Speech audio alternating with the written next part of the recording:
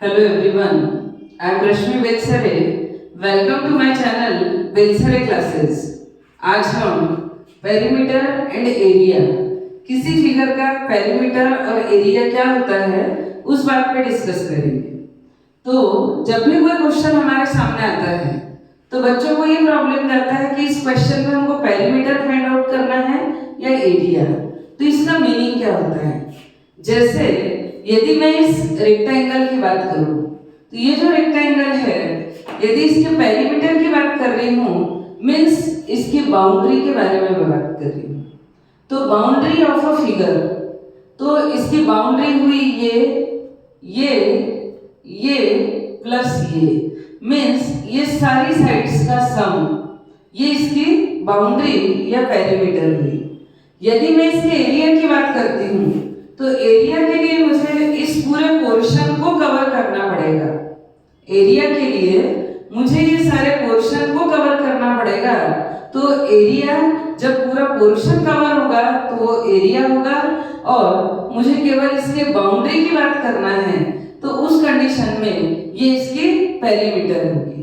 तो किसी भी शेप का पेरीमीटर और एरिया कैसे फाइंड आउट करते हैं और किस कंडीशन में हमको पेरीमीटर और किस कंडीशन में एरिया फाइंड आउट करना है वो हम सीखेंगे। तो सपोज जैसे मेरे पास एक रेक्टेंगुलर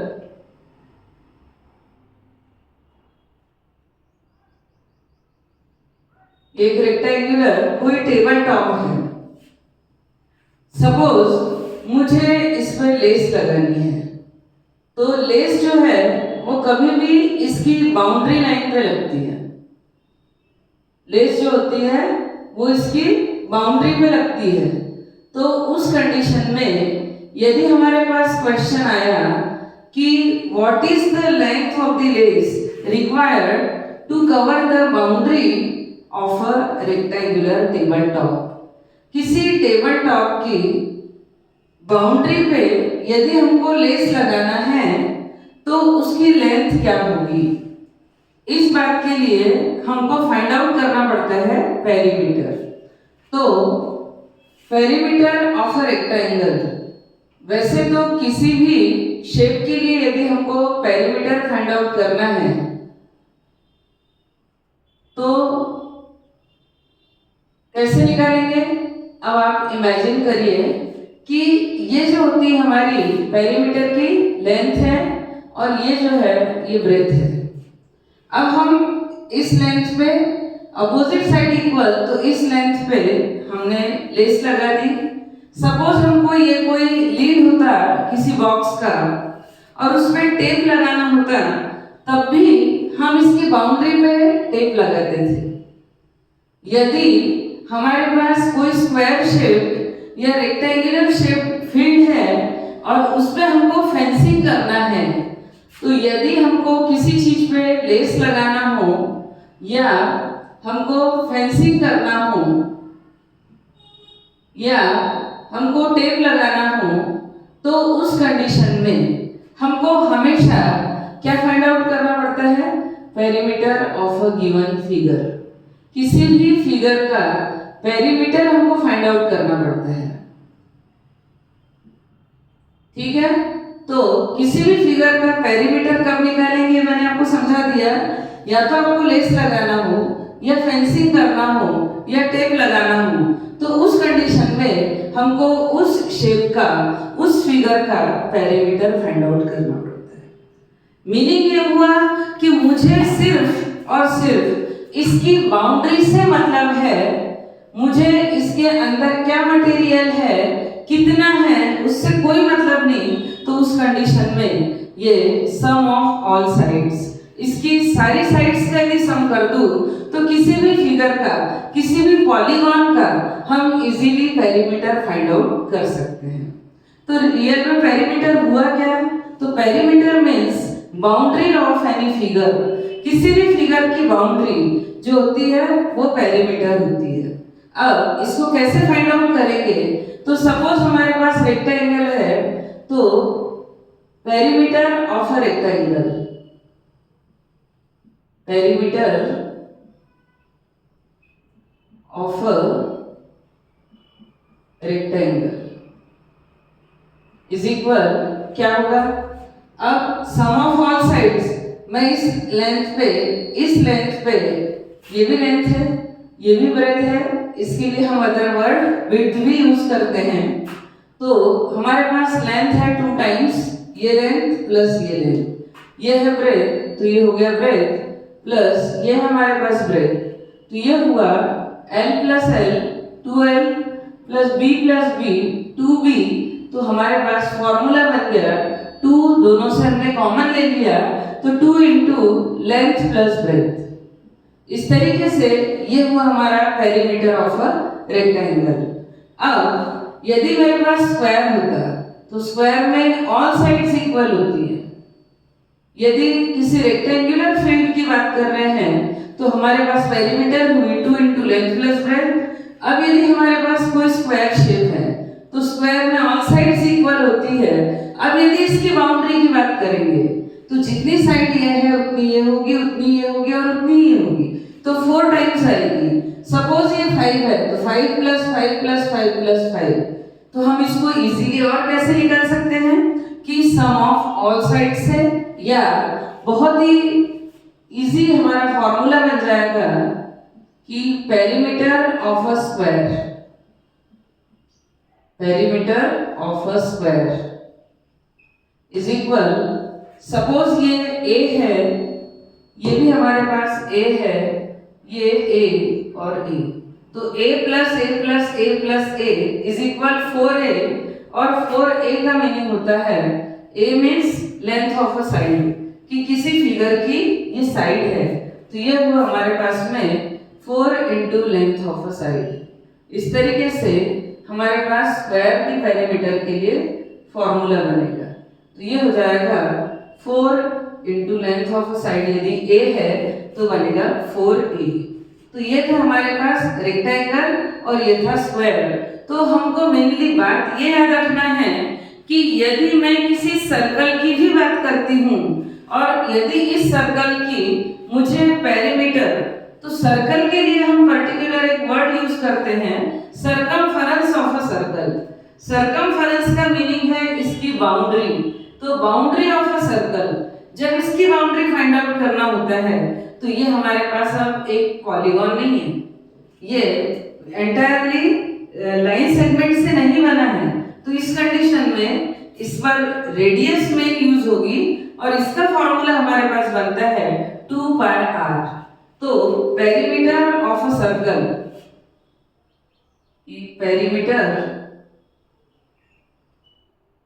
ऑफ अ सर्कल, अब पेरीमीटर वर्ड मैं आपको बता रही हूं कि पॉलीगॉन के लिए यूज करते हैं, तो हमको सर्कल के लिए क्या वर्ड यूज करना है, पेरीमीटर ही है, बाउंड्री ही है, लेकिन यहां वर्ड आएगा हमारा circumference of a circle. Circumference of a circle is equal 2 pi r। तो ये फॉर्मूला होता है हमारा इस सर्कल के लिए। अब सपोज मेरे पास है कोई ट्रायंगल, ट्रायंगल में कितनी साइड्स होती है, 3 साइड्स होती है। यदि इक्विलैटरल ट्रायंगल है तो ऑल साइड्स इक्वल होगी।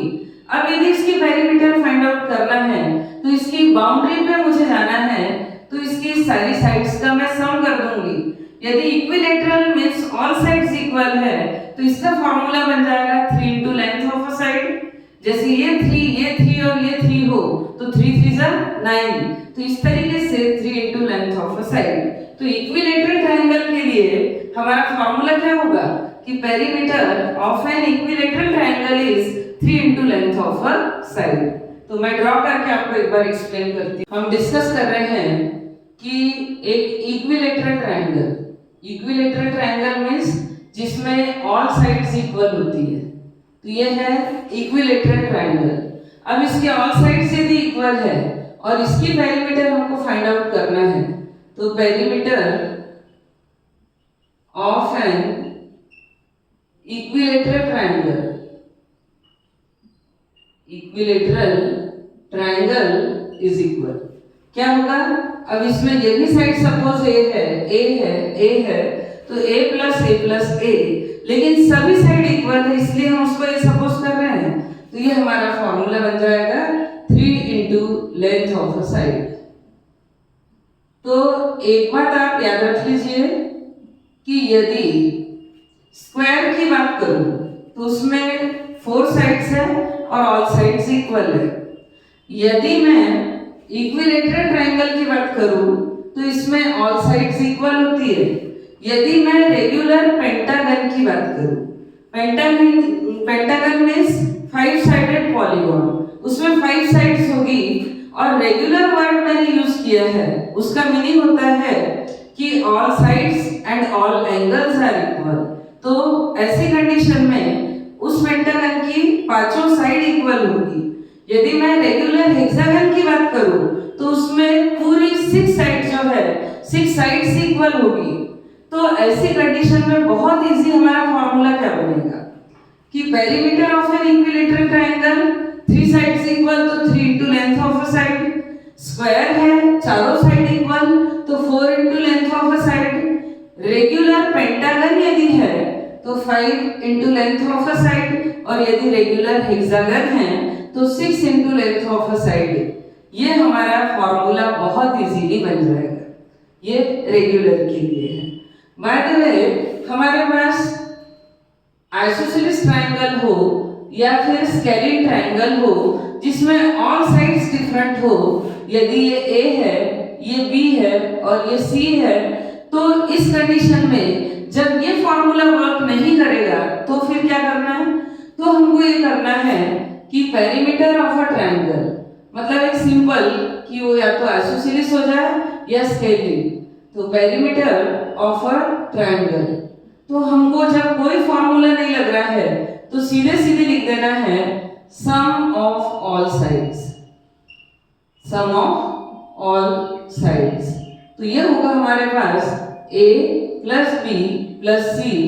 यदि वैल्यू हमारे पास 3, 4 और 5 है तो 3 प्लस 4 प्लस 5। और याद रखना हमेशा पेरीमीटर की जो यूनिट होती है वो क्या होती है?